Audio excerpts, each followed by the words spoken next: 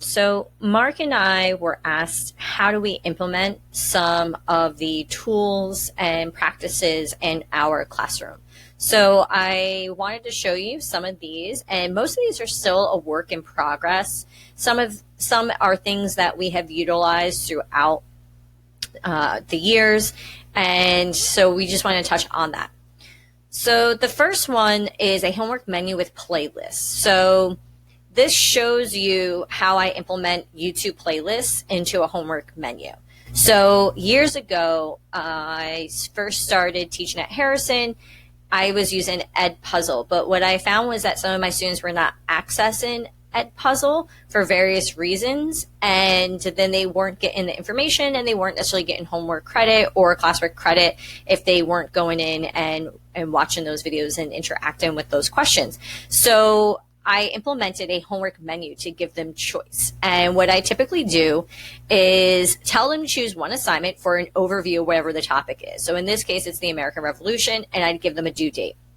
This is posted in Google Classroom, and it's changed over the years.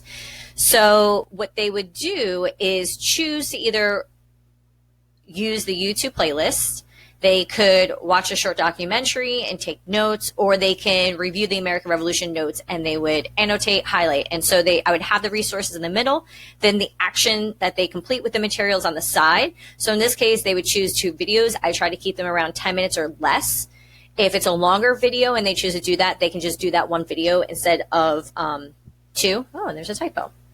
And what they would do is then go to this document. And this has changed over time. So it used to be a document where a student would put their name and put their response and everyone can see it. And I noticed some of the students weren't actually posting because they were uncomfortable with other people being able to see. So I made it a Google form. So there's not as much interaction with the other students, but it's a quick way for me to check that they got it. So in this sense, I don't mind which media or text they're using to get the information, as long as they're getting the information and they can demonstrate their understanding. And so they would just go to the Google form, they would put their name, they would tell me their class period, they would tell me the unit of study, this would be the American Revolution, which one they chose, and then they would answer or complete the task. If they did it in a different document, they would post the URL to that document there. And then I also add a bonus. So they don't just get a grade for completion. They are based off, their grades based off of a rubric, based off of how complete their response is, and they can also add a link to supplementary information on the topic, video, website, news article, or whatever, to help support their response if they feel like they might not have a very thorough response or it was late and they want to make sure they're not losing points. For the American Story of Us, they would watch the video and they would complete the notes. And so in this case, it tells you, make sure you include facts about Washington as a leader, advantages and disadvantages of the British and versus the colonists, and tactics rebels use against the redcoats. And then they would make sure that they put that URL in, and they would add any questions or takeaways that they have. And so this is the same for every unit. Every unit has one of these menus. Every unit, they would then go in and they would complete the form and submit it. And then I can just go in, I can create a spreadsheet, I can organize it by class, I can do it alphabetically, I can share it with my co-teacher, and we can see where all of our students' responses are in one location. And again, this is something that's changed over the years. Now, Mark has posted a homework menu with some playlists built in that he has created on supply, demand, and equilibrium. So he's got his instructions. He also posted the digital copy of their economics textbook. He points out when he has extra help. And then they go through and it tells them, here's the textbook, here's the slides, here's the videos, this is where you can practice. And then your assessment is going to be over here, and that's when it's due. So this is something that they would kind of work through at their own pace. They can choose which materials they're using to get the key content that they need to know for the unit, and they would know that the final assessment demonstrating their understanding would be due on the dates posted. I also posted a link to my channel just to show you the various types of playlists that I've utilized. So I have playlists that I've created, and So this is like flipped learning. I have global issues, decolonization, nationalization. I also have save playlists so you can curate from other people. So for example, Heimler's History had a playlist of all of his Unit 6 videos that are helpful for AP World. I've saved that and I can then share that with my students. Or I could go ahead and I'm going to look at created list. I can go and see all the ones I've created. I have one for every unit that I teach for both Global 10 and US History. And I can then just share those playlists with my students for them. And then this is something that I've started to create and I'm collaborating with my colleagues on. It's in progress, but in response to what we've had to do in the last 13, 14 weeks of teaching and not really knowing what September is going to bring, I've gone ahead and created an outline for the first 2 units for each course I'm going to be teaching in the fall.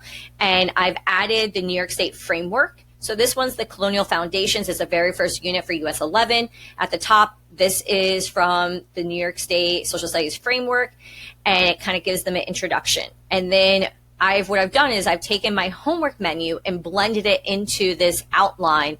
So basically I use vocabulary and the homework menu with the overview as like a pre-teaching, so that when students start this unit, they already are familiar with the vocabulary terms. They already have a general idea of what was happening in colonial America.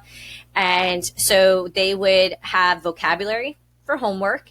And this, again, has modified over the years. I used to just give them the word, have them look it up, but then they wouldn't necessarily have the definition needed for my class. So I have now gone and I give them a definition, what I want them to know, but then they have to put it into their own words. And then they create some kind of meaning with this by creating a picture or inserting a picture from the internet. They could do a political cartoon. They could use it in a historical sentence, showing that they understand the significance of this term. Some of my English language learners will also then put the term in their native language to help them better understand it. They can create a list of word associations, and then this create your own teacher approval. That's where some of my English language learners have come to me and say, hey, can I put this in my native language? Yes, you can. And that would be due by a particular date. And then again, they would do the menu where they'd either do the notes or they could watch YouTube. As we progress throughout the year, I'll add in other elements as well. Sometimes I'll have a textbook option. And again, they always complete that form so that it all comes into one area. I can quickly check who's done it and if they've understood what they're supposed to. Okay. I've then gone ahead and have started with like the first section, contact between Native American groups and Europeans. And I have like the key concepts. So how has colonization impacted Native Americans? Well, here's a video. Here's a link to the New York State Museum that has a lot of information about Native American archaeology within New York, just to kind of give them more of a home state understanding of this impact.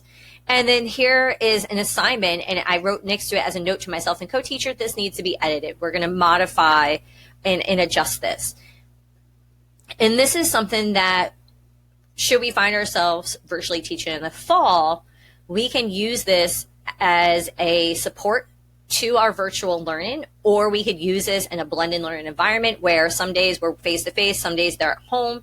And what we could do is, under assignments, we can give them additional directions. We can ask them, like in this case, choose one of these assignments. So students could do an analysis of how resistance drawn the color line or an analysis of enslaved peoples in America. They would have some choice there. And then we could set due dates so that students who would like to work ahead could work ahead, or they could work at their own pace as long as they're hitting those deadlines.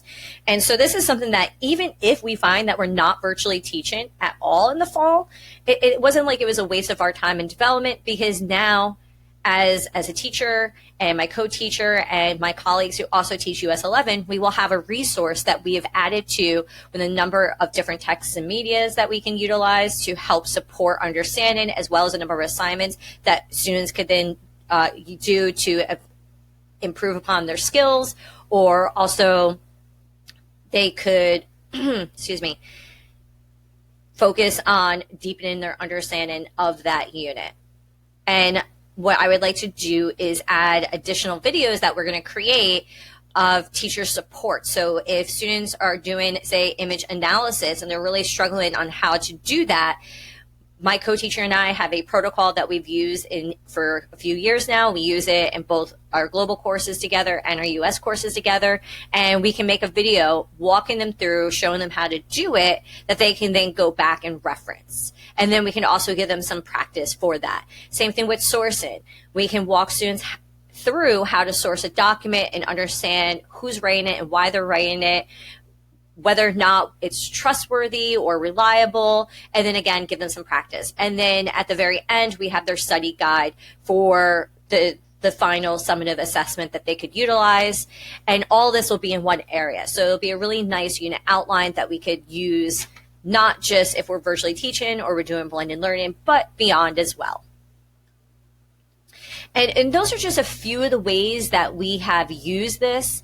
I also have posted a video on how I use Google Classroom to have students collaborate together, either through collaborative documents or collaborative PowerPoints or the question and feature where you can essentially make a discussion board. That's just a little taste of some of the elements that we've implemented or are hoping to implement come the fall.